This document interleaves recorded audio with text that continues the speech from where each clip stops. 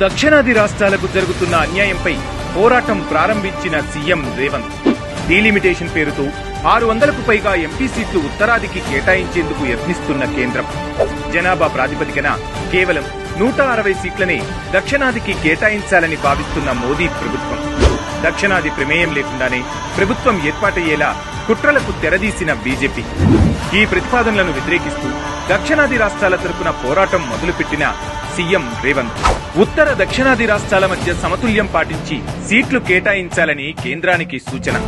ఆయా రాష్ట్రాల జీడీపీ ఆధారంగా ఎంపీ సీట్లు కేటాయించాలని డిమాండ్ మరోసారి దక్షిణాదికి అన్యాయం చేస్తే సహించే ప్రసక్తే లేదని కేంద్రాన్ని హెచ్చరించిన రేవంత్